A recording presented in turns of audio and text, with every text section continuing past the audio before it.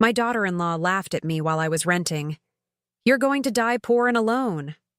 When I bought a villa of my own, my son showed up and said, "Great, my wife will love raising our kids here." I smiled and simply made a phone call. "I'm glad to have you here. Follow my story until the end and comment the city you're watching from so I can see how far my story has reached. My name is Nadine, and at 66 years old, I thought I'd seen every kind of cruelty life could offer. I was wrong."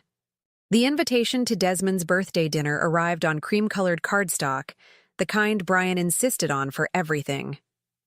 "Join us for an intimate family celebration," it read in her perfectly scripted handwriting. I should have known better. Nothing Brian organized was ever truly about family. I spent the afternoon getting ready, choosing my best dress from the small collection I'd maintained since Richard's funeral 3 years ago. The navy blue one with tiny pearl buttons that he'd always loved. I even splurged on having my silver hair professionally styled at the salon downtown. Foolish, really, considering my tight budget, but it was my son's 38th birthday. Some occasions called for effort. The restaurant Brian had chosen was the kind of place that screamed money. Crystal chandeliers, white tablecloths so crisp they could cut paper, and waiters who moved like dancers around tables that cost more for one meal than I spent on groceries in a month. I clutched my small purse tighter as the hostess led me to their table. Desmond stood to greet me, and for a moment, I saw flashes of the little boy who used to run into my arms after school. "Happy birthday, sweetheart," I said, embracing him. He felt stiffer than I remembered, more formal. Brian had trained him well. "Thanks for coming, Mom." His smile seemed genuine enough, but there was something distant in his eyes. Brian sat beside him, her blonde hair swept into an elaborate updo, wearing a dress that probably cost more than my monthly rent. She offered me a tight smile that never reached her eyes. "Nadine, how lovely. You look presentable." The word hung in the air like a slap. Presentable. Not beautiful, not elegant, not even nice. Presentable. As if I were a charity case she was graciously allowing at their table. The evening started innocuously enough. Desmond talked about his promotion at the law firm. Brian mentioned their upcoming vacation to Italy, and I listened, nodding at appropriate moments, trying to contribute when I could. But every comment I made seemed to amuse Brian in ways that made my chest tighten. When the waiter brought the wine list, Brian made a show of ordering something expensive. "We'll have the Chateau Margaux," she announced, then glanced at me with mock concern. "Oh, but maybe we should order something more. Economical? I know things have been tight since you moved to that little apartment." My cheeks burned. Yes, I lived in a modest rental now. After Richard died, the big house felt too empty, too full of memories, but the way she said it made it sound like I was living in squalor. "The wine sounds lovely," I managed, my voice steady despite the humiliation creeping up my throat.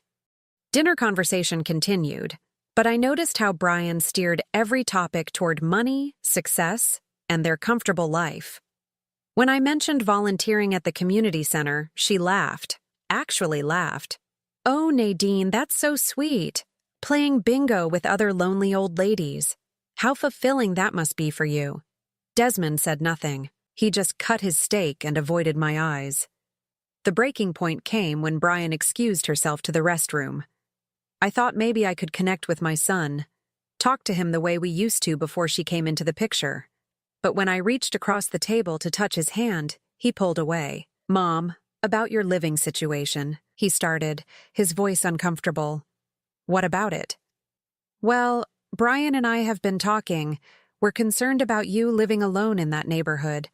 Maybe it's time to consider other options." Other options. The words chilled me. What kind of other options?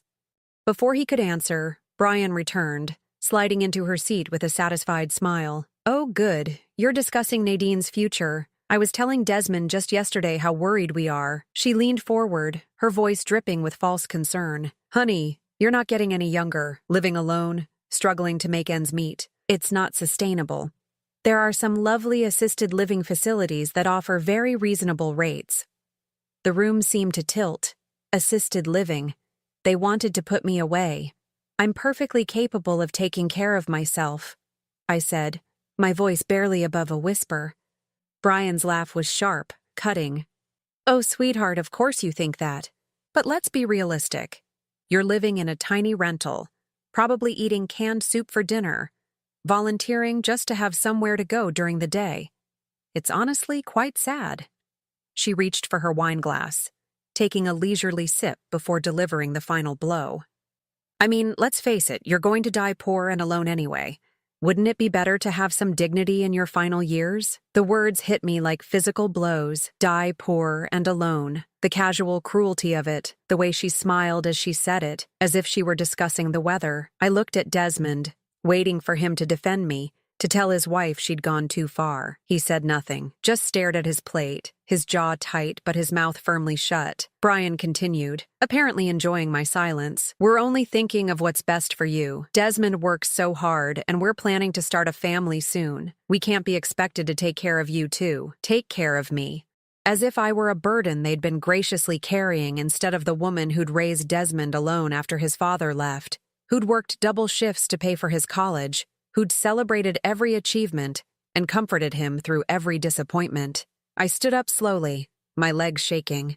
Excuse me, I whispered, grabbing my purse. Where are you going? Brian called after me, but I didn't answer. I walked through that elegant restaurant on unsteady legs, past tables full of families who actually seemed to love each other, past couples holding hands over candlelit dinners. The hostess smiled as I passed, probably thinking I was heading to the restroom. Instead, I walked straight out into the cool night air and kept walking until I reached my car. My hands trembled as I fumbled with the keys. Behind me, I could hear the restaurant door opening, footsteps on the pavement. Mom, wait! Desmond's voice called out. I turned, hope flickering in my chest.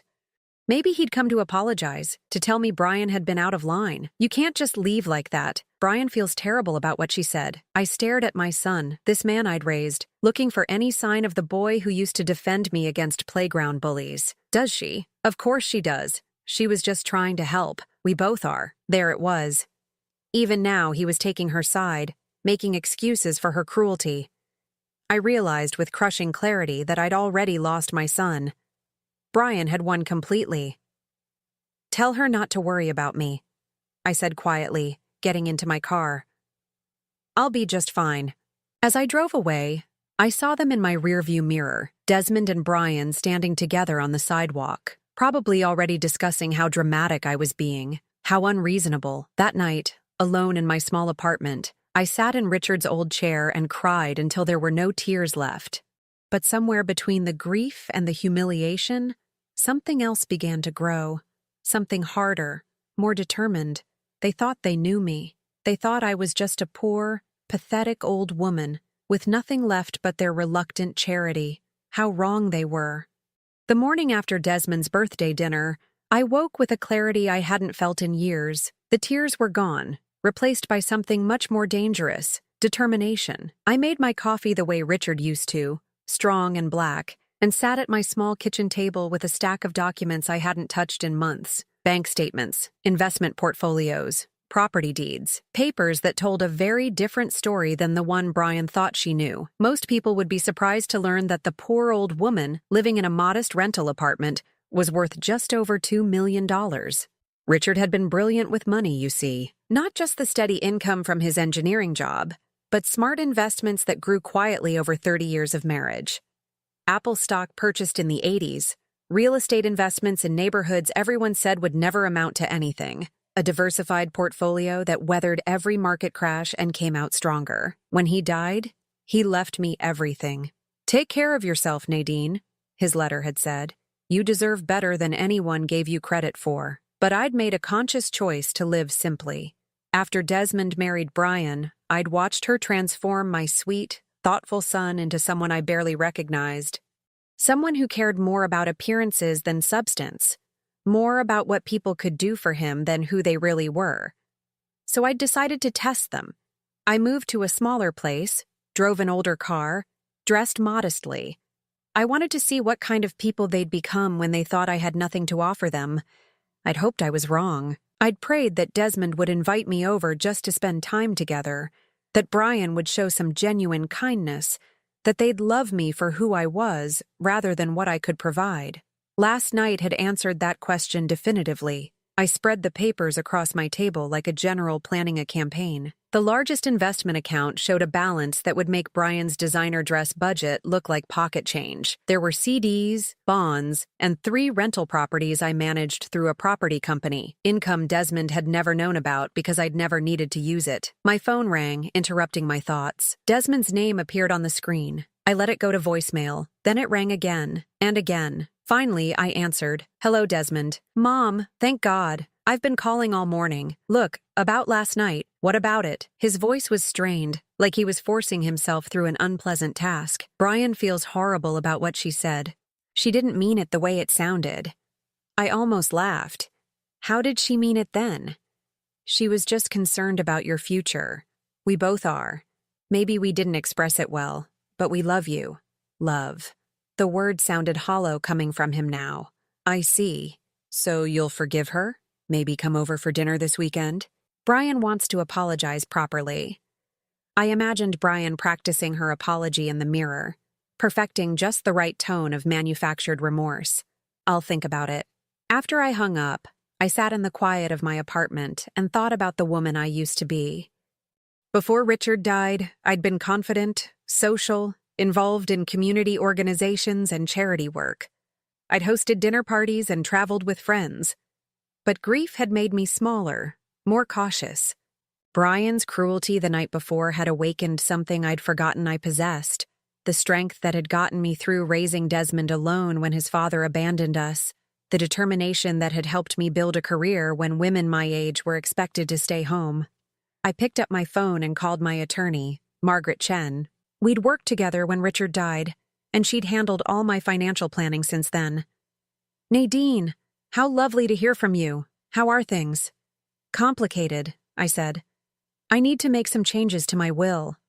"Of course. What kind of changes?" I took a deep breath, thinking of Desmond's silence the night before, his inability to defend me against his wife's cruelty. "I want to remove my son as beneficiary." Margaret's pause was brief but telling. "That's a significant decision. May I ask why?" "Let's just say I've learned some things about his character that concern me." "All right. Who would you like to designate instead?" I'd been thinking about this all morning. There was a charity Richard and I had supported for years, Silver Connections, which provided companionship and support for elderly people who'd been abandoned by their families. People like I was becoming. "I want everything to go to Silver Connections," I said. "Every penny." "That's very generous, Nadine. Are you absolutely certain about this? It's not irreversible, but it is substantial." I thought about Brian's laugh, her casual dismissal of my life as meaningless. "I'm certain." "I'll draft the documents. When would you like to come in to sign them?" "Today, if possible." After I hung up, I walked to my bedroom and opened the closet I'd been ignoring for months. Behind my everyday clothes hung the wardrobe of the woman I used to be. Designer suits from my working days, elegant dresses from charity galas, jewelry that Richard had given me for anniversaries and birthdays. I pulled out a black Chanel suit I'd bought years ago and held it up to myself in the mirror. It still fit perfectly. I'd been hiding my light under a bushel, as my grandmother used to say. And for what? To protect the feelings of people who clearly didn't care about mine? No more. I spent the afternoon at Margaret's office, signing documents that would ensure my money went to people who would actually appreciate it. On the way home, I stopped at the salon where I'd had my hair done the day before. "Mrs. Winters," the stylist, Jenny, greeted me with surprise. "Back so soon? I'd like to make some changes," I said. Something more, me. When I left the salon 2 hours later, my silver hair was cut in a sleek bob that took years off my face. I felt lighter, more like the woman I'd been before grief and loneliness had convinced me to make myself small. That evening, I sat in my living room with a glass of wine. Not the cheap stuff I'd been buying, but a bottle from the collection Richard and I had started together. I raised the glass in a toast to his memory. "You were right, darling," I said to his photograph on the mantel. "I do deserve better." My phone buzzed with a text from Desmond. "Mom, Brian really wants to make things right. Can you come for dinner Sunday? She's making your favorite pot roast. I stared at the message for a long time before responding. I'll be there. But I wouldn't be coming as the grateful, diminished woman they expected. I'd be coming as myself, the real Nadine, the one with means and options and absolutely nothing left to lose. They wanted to play games with my life? Fine. But they were about to discover they'd chosen the wrong opponent.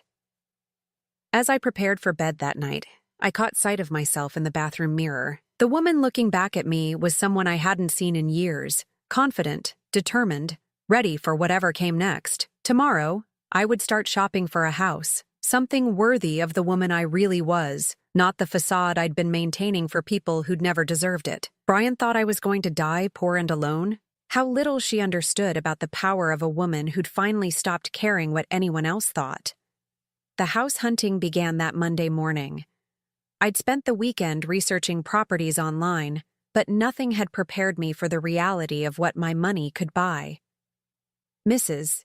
Winters, my realtor, Patricia Vance, said as we pulled into the circular driveway of the third property that day, I think you're going to love this one. She wasn't wrong. The colonial-style mansion sat on 2 acres of perfectly manicured grounds, with towering oak trees that must have been 100 years old. 6 bedrooms, 4 bathrooms, a library with built-in shelves that reached the ceiling, and a kitchen that belonged in a magazine. The asking price was $850,000, a fortune to most people, but well within my means. It's beautiful, I breathed, running my fingers along the marble countertops in the kitchen. Through the bay window, I could see a garden that would be spectacular in spring, and beyond that, a small pond with a wooden bridge. The previous owners were an elderly couple who maintained it impeccably, Patricia explained. They moved to Florida last month. All the major systems have been updated, and that library, I understand you mentioned loving to read? I nodded, picturing myself in that room with its leather chairs and fireplace, surrounded by books instead of the silence of my small apartment. This was what Richard would have wanted for me. This was the life I deserved. I'll take it, I said. Patricia blinked. Don't you want to see the upstairs? Or discuss the offer? We could probably negotiate. Full asking price, I interrupted. Cash sale. How quickly can we close? Her surprise was almost comical. Well, with a cash offer, probably within 2 weeks. Are you certain? Absolutely. By Wednesday, the paperwork was complete. By Friday, I was signing closing documents and receiving the keys to my new home. I'd never felt more empowered in my life. The moving process was simple. I hired professionals to handle everything while I supervised from my new library, already furnished with a few pieces I'd ordered online. I'd kept only the things that mattered, Richard's photographs, my books, and a few pieces of furniture with sentimental value. Everything else was donated or sold. I waited until I was fully settled before calling Desmond.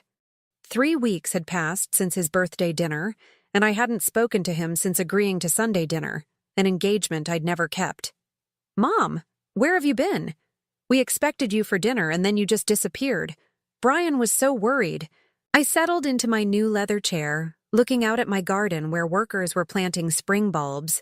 I've been busy. Moving. Moving? What do you mean moving? Where? I bought a house, Desmond. A proper house. The silence on the other end stretched so long I wondered if the call had dropped. Finally, he spoke, his voice strained with confusion. You bought a house? How? I mean, what kind of house? A lovely colonial on Maple Ridge Drive. 6 bedrooms, beautiful grounds. I'm very happy with it. Maple Ridge Drive? His voice cracked slightly. Mom, those houses cost more than you expected I could afford, I imagine. Another long pause. I don't understand. Where did you get the money? I could have explained then. I could have told him about the investments, about Richard's careful planning, about the life insurance policies and rental properties. Instead, I simply said, your father was a very wise man with money, but you said, you were struggling. The small apartment, the tight budget. I chose to live simply, Desmond. There's a difference. I could hear muffled voices in the background, Brian demanding to know what was happening. Then Desmond's voice became more formal, more distant. Well, that's wonderful, Mom. Really. We should come see it. You should. This weekend, Saturday afternoon, that would be fine. After I hung up, I walked through my beautiful new home, imagining the conversation that was undoubtedly happening between Desmond and Brian. I'd seen enough of their relationship to predict exactly how it would go. Saturday arrived with perfect autumn weather. I spent the morning arranging fresh flowers in the front hall and preparing coffee and pastries, though I suspected this visit wouldn't be social for long. Desmond's BMW pulled into my driveway at exactly 2 o'clock. Through the window, I watched them sit in the car for several minutes, Brian gesticulating wildly while Desmond gripped the steering wheel. Finally, they emerged.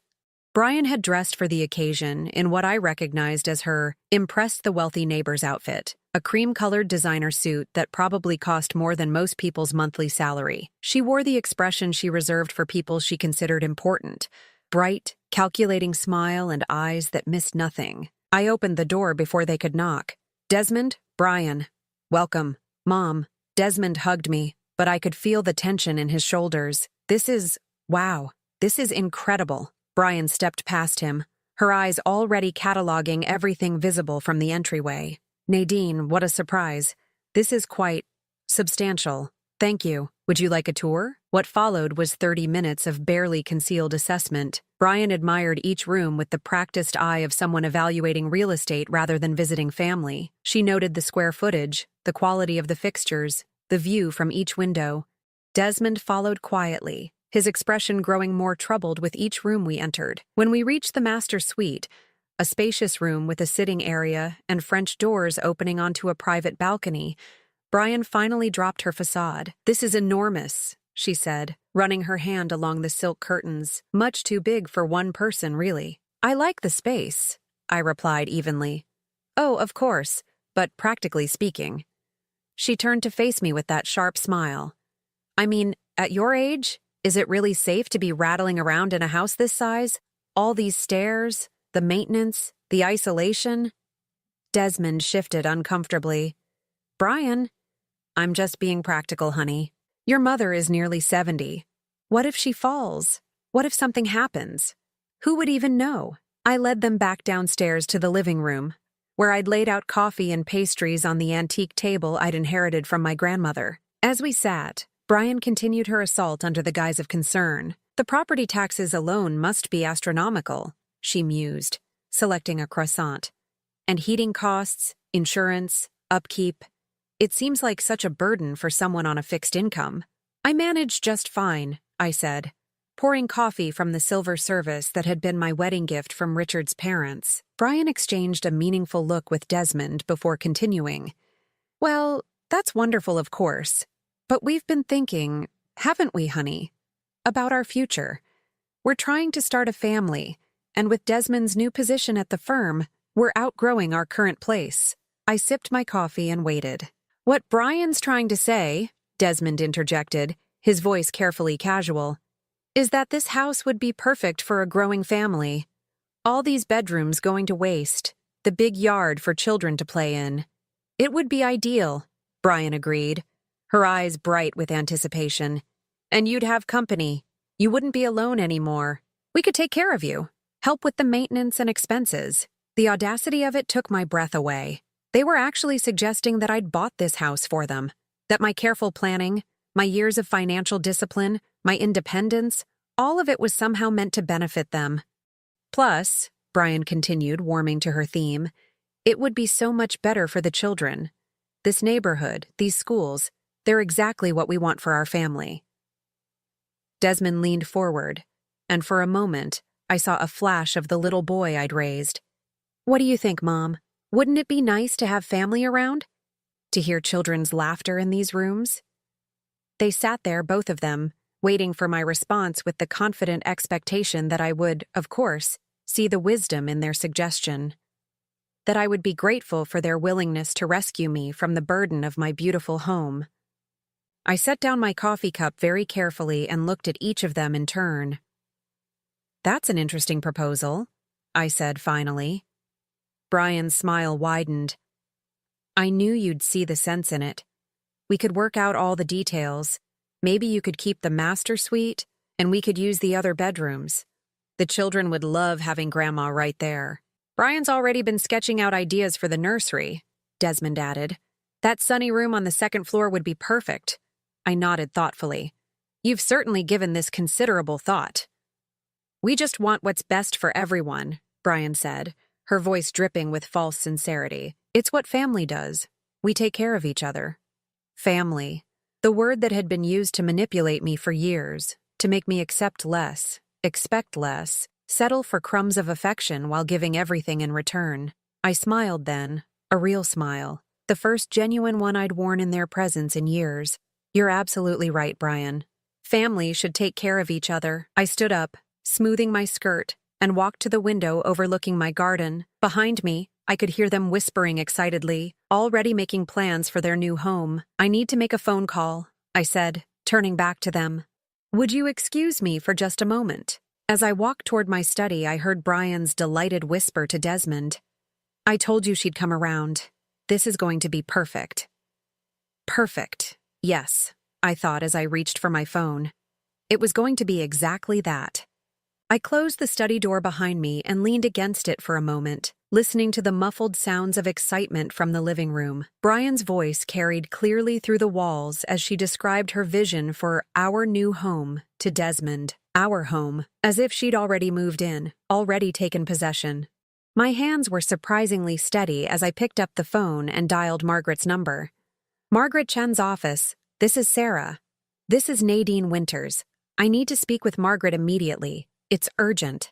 One moment, please, Mrs. Winters. The hold music seemed to stretch on forever, punctuated by bursts of laughter from the other room. I could picture Brian examining my belongings with new eyes, no longer seeing them as mine, but as hers.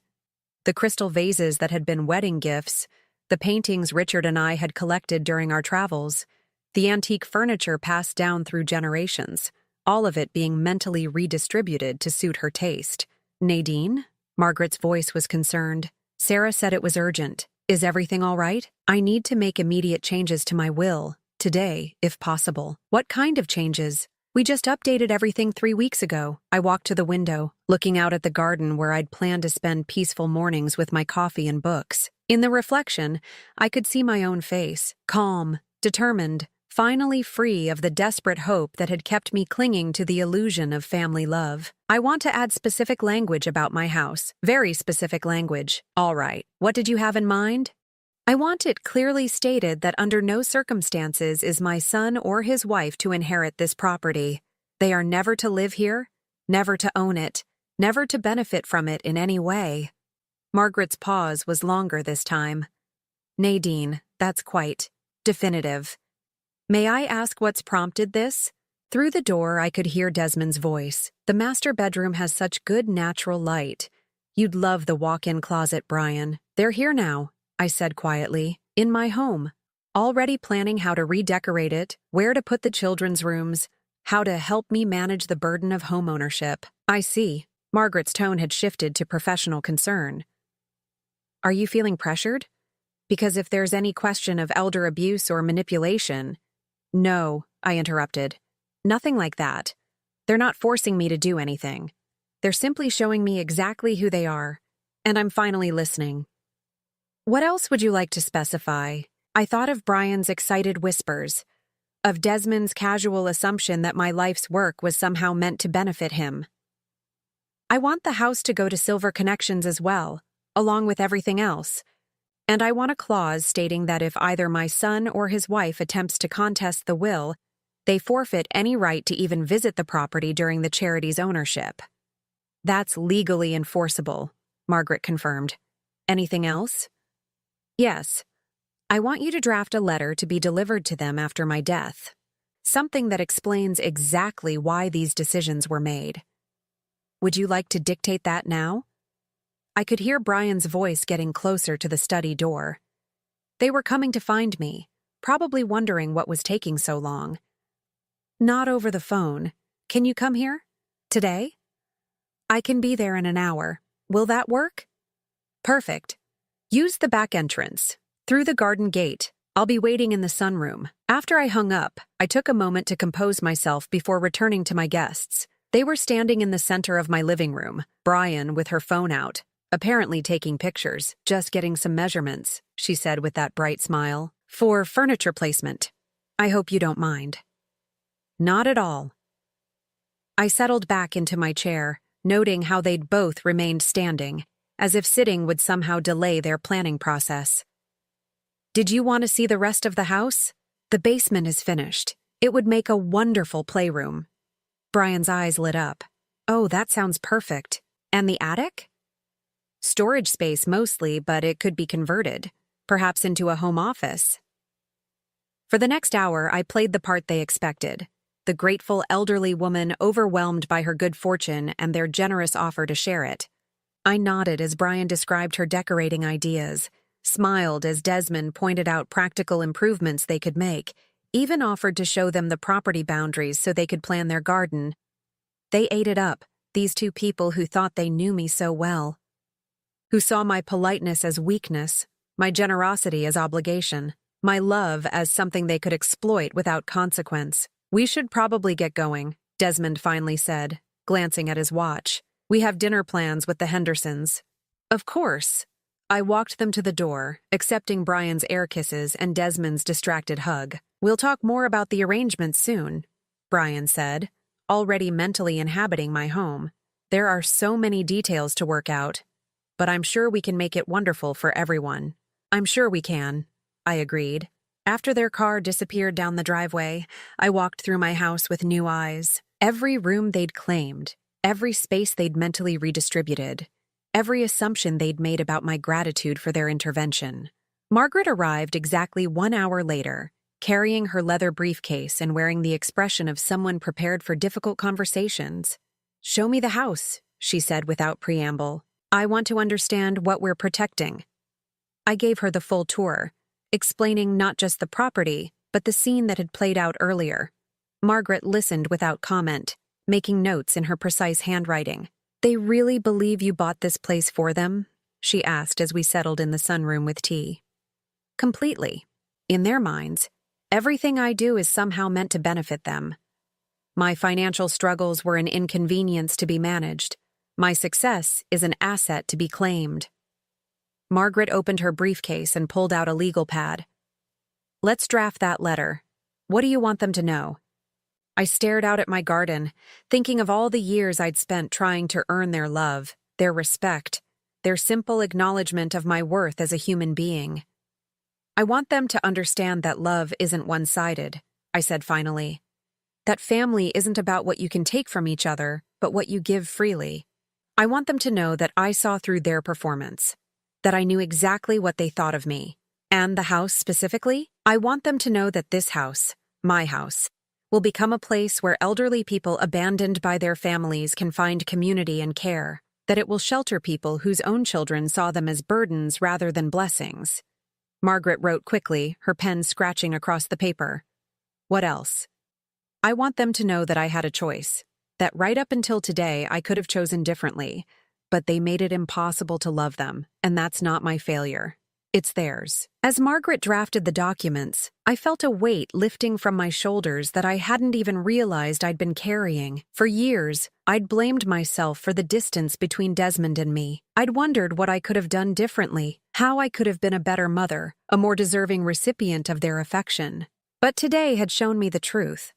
It wasn't about what I'd done or failed to do. It was about who they'd chosen to become. People who saw others only in terms of utility, who confused manipulation with love, who believed they were entitled to whatever they could take. There, Margaret said, looking up from her writing. How does this sound? She read the letter aloud, and I found myself nodding at each sentence. It was clear, honest, and final. No room for misinterpretation, no opportunity for them to rewrite the narrative in their favor. Perfect, I said. When can you have the will updated? I'll have everything ready for your signature by Monday. Are you absolutely certain about this, Nadine? Once these documents are signed and notarized, they'll be very difficult to change. I thought of Brian's excited whispers, of Desmond's casual assumption that my home was somehow his to claim.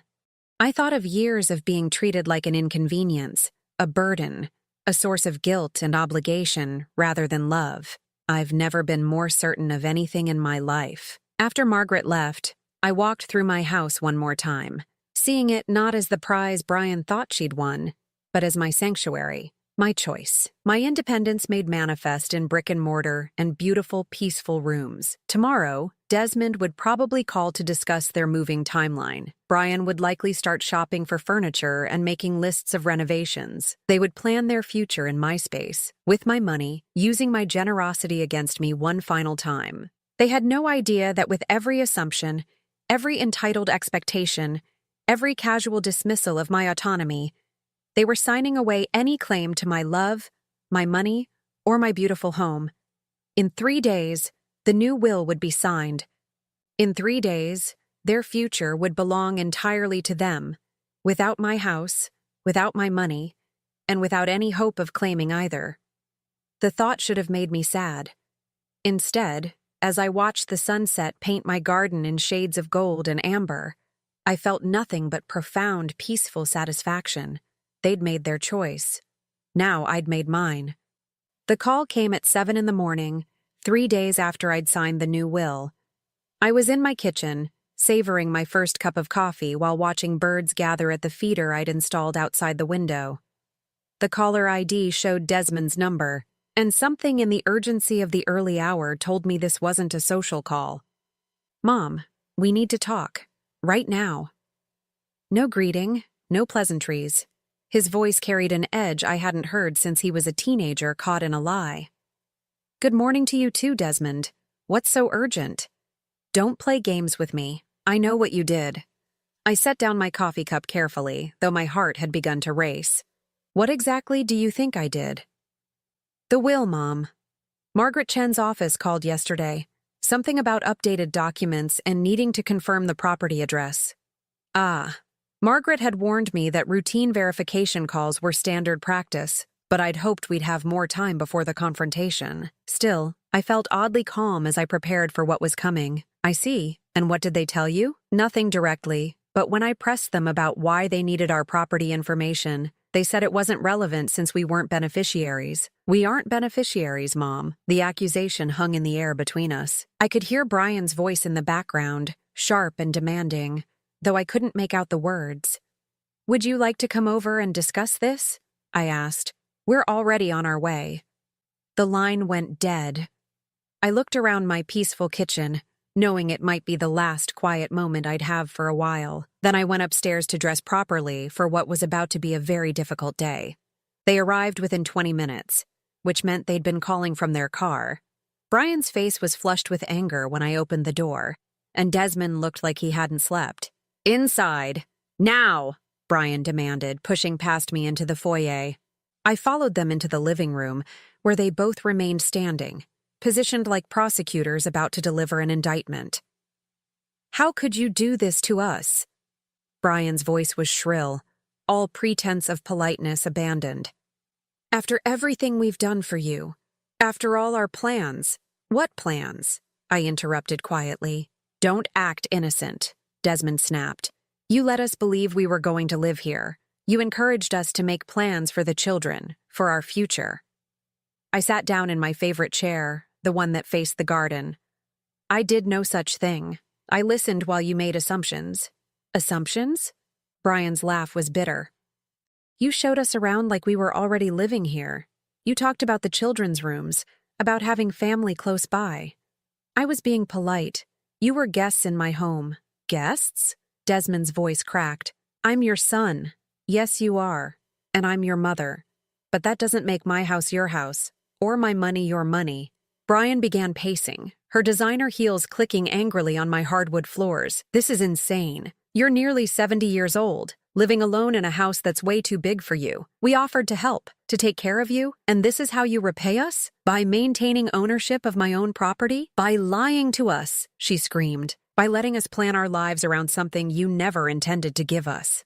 I looked at Desmond, who was staring at the floor, his hands clenched into fists. "Is that how you see it too? That I lied to you?" He lifted his head, and for a moment, I saw something in his eyes that might have been pain. "Mom, we need this house. My promotion comes with certain expectations, social obligations. Brian's pregnant." "Pregnant?" The word escaped before I could stop it. Brian's hand went to her still flat stomach, her expression shifting from anger to smugness. 3 months. We were going to tell you when we moved in. Make it a celebration. A grandchild. Another grandchild I would likely never know, never hold, never be allowed to love. The realization should have broken my heart, but instead, it strengthened my resolve. Congratulations, I said simply.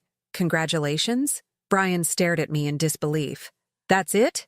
Your son is having a baby and all you can say is congratulations? What would you like me to say?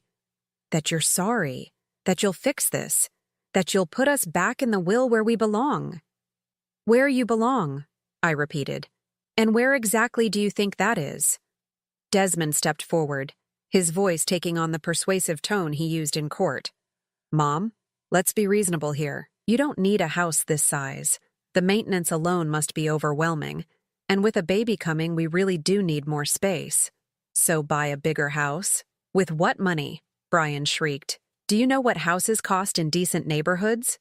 Do you know what private schools cost? What it takes to give children the kind of life they deserve? The kind of life your child deserves, I corrected. Your responsibility, not mine. Brian's face went white with rage. You selfish, bitter old woman. No wonder your husband left you alone to raise Desmond. No wonder your own son can barely stand to visit you.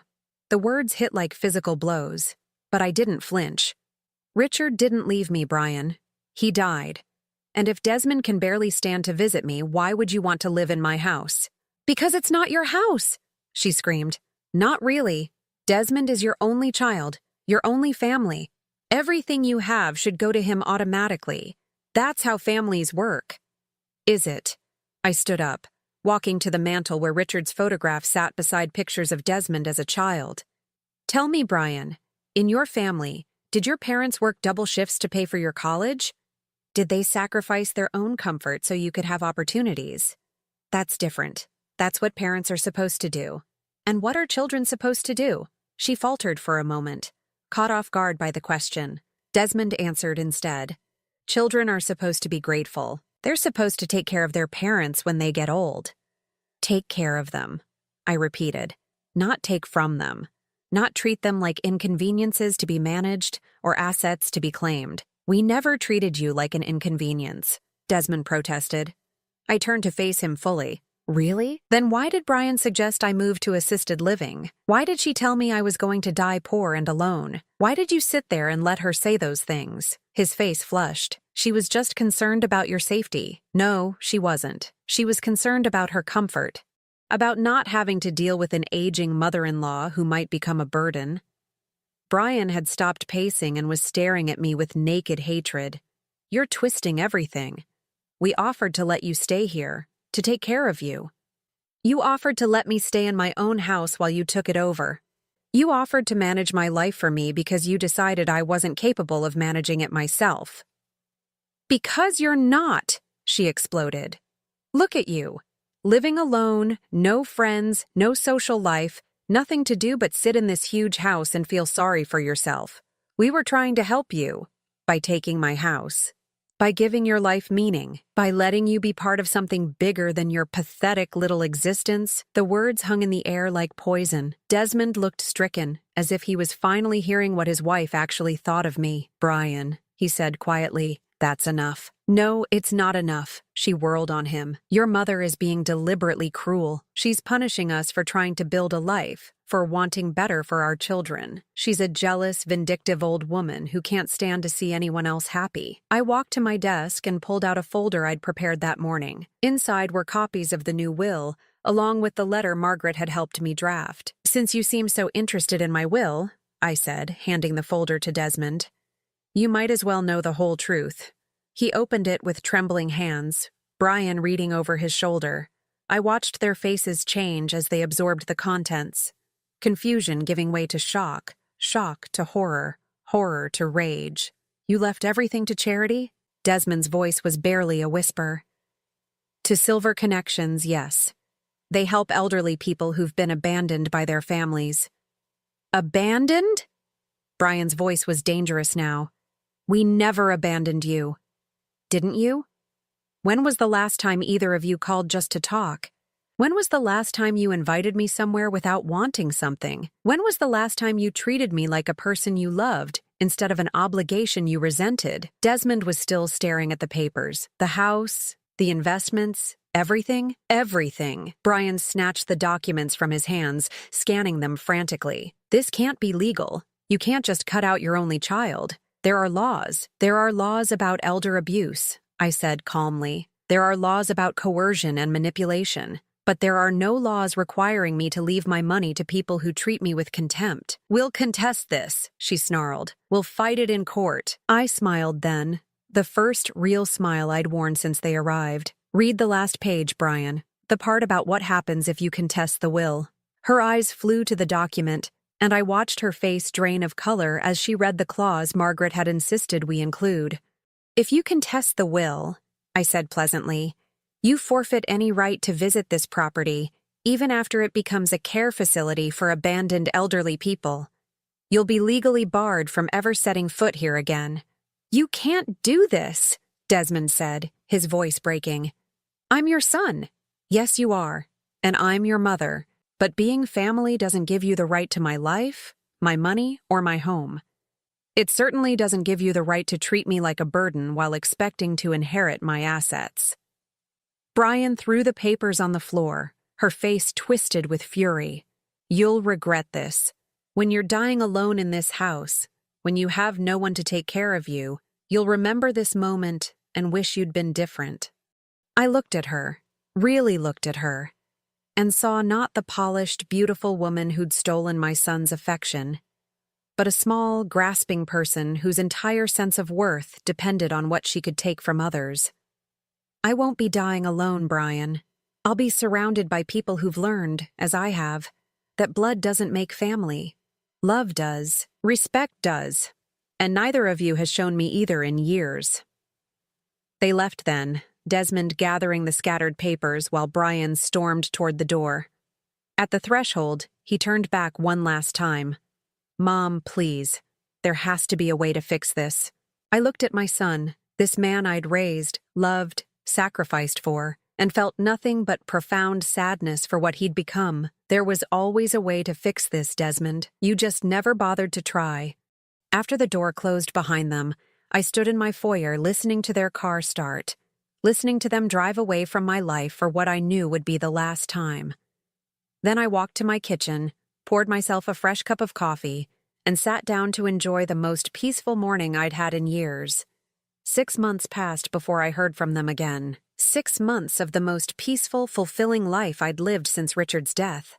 I'd thrown myself into activities I'd forgotten I enjoyed, hosting book clubs in my library, volunteering at the community center, taking painting classes at the local art studio.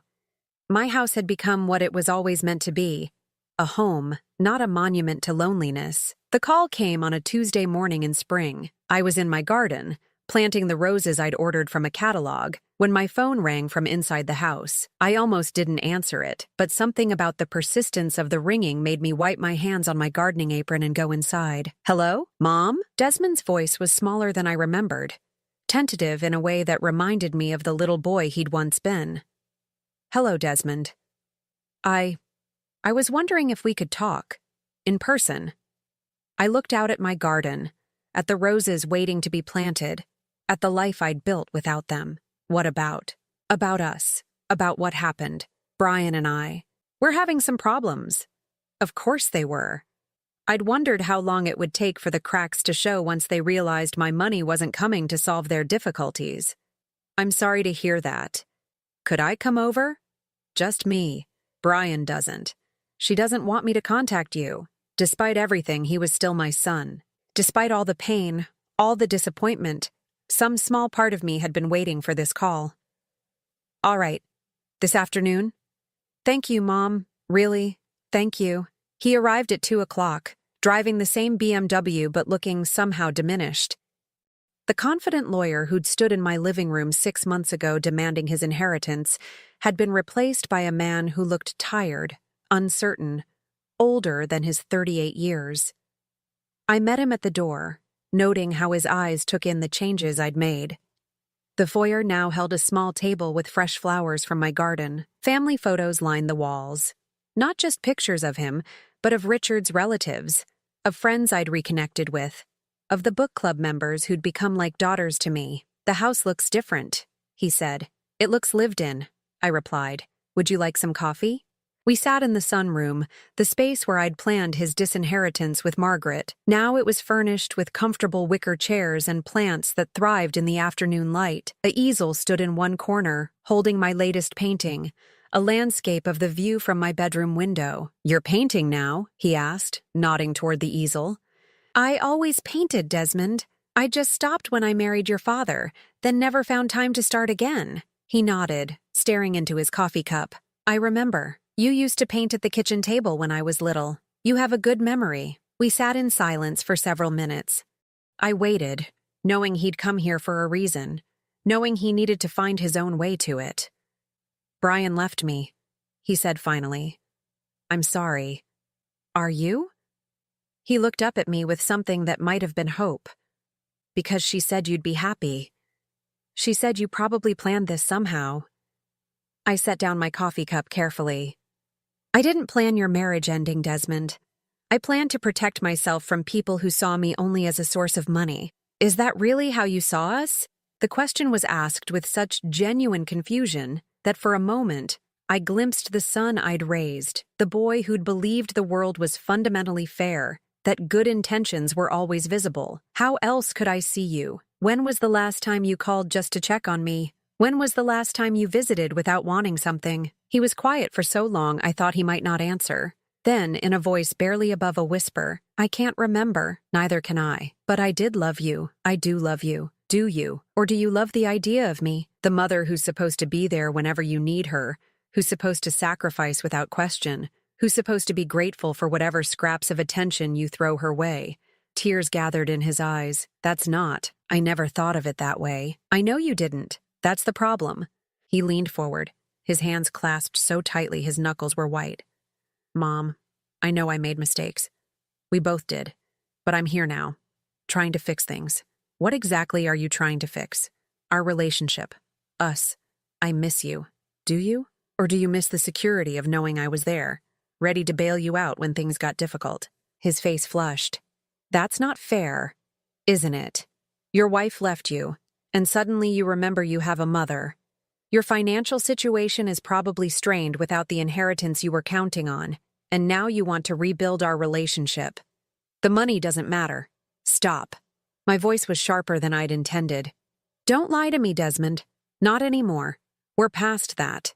He slumped back in his chair, looking defeated. Okay. Yes, things are tight. The divorce is expensive, and we'd counted on.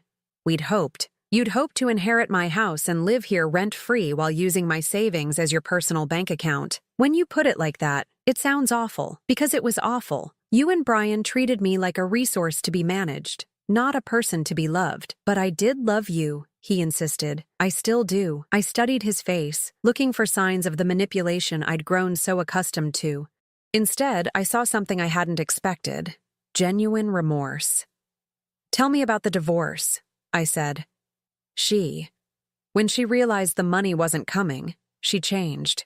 She started talking about finding someone with better prospects, someone whose family had more to offer. He laughed bitterly. She said I'd failed her by not being able to control my own mother. And the baby? His face crumpled. She terminated the pregnancy, said she wasn't going to be tied down to a man who couldn't provide the lifestyle she deserved. The cruelty of it took my breath away. Whatever I thought of Brian, the loss of a grandchild I'd never know was a pain I hadn't expected. I'm sorry, Desmond. That's unforgivable. She said it was your fault, that if you'd just given us the house, none of this would have happened. Do you believe that?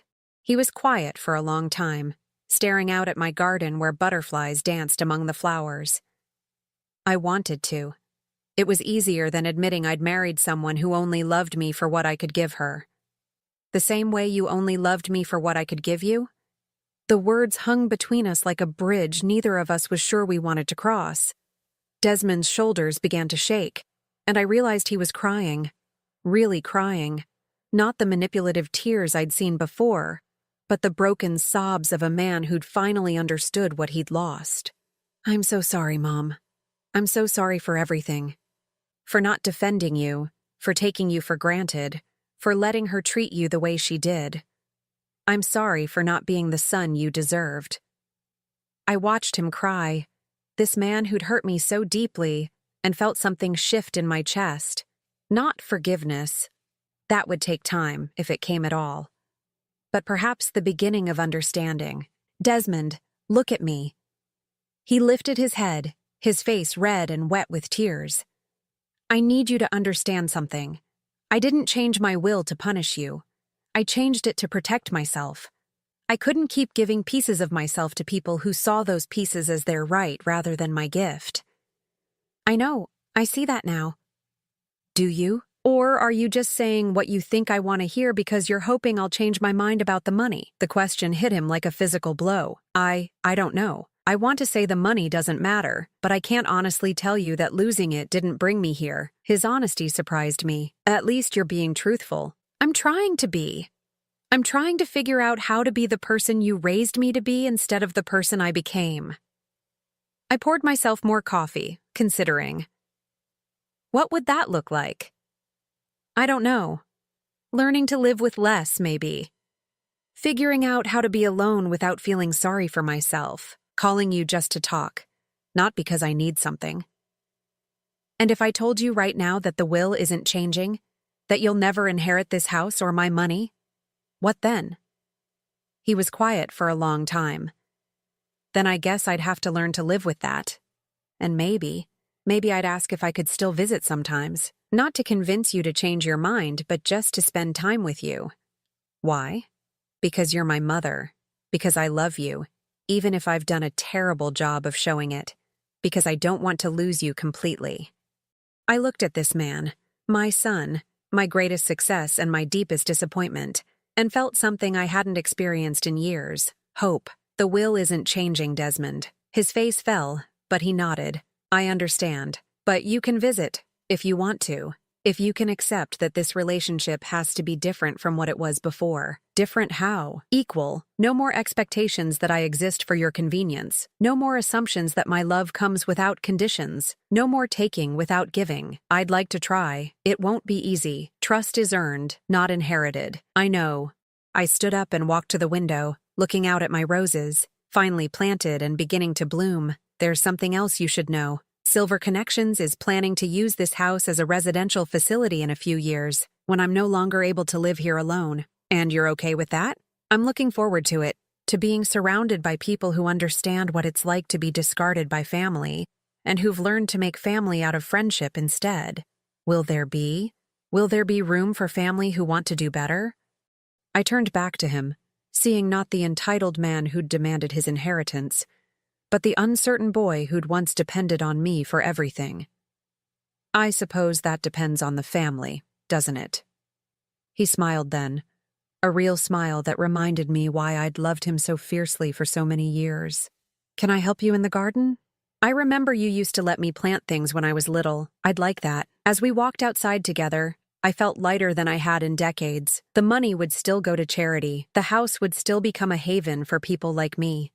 But maybe, just maybe, it would also become a place where a mother and son could learn to love each other again, not out of obligation or expectation, but out of choice. It was more than I'd dared to hope for, and exactly what I'd been brave enough to demand. A love worth having, or nothing at all. In the end, I'd gotten both. Now I'm curious about you who listened to my story. What would you do if you were in my place? Have you ever been through something similar? Comment below, and meanwhile, I'm leaving on the final screen 2 other stories that are channel favorites, and they will definitely surprise you. Thank you for watching until here.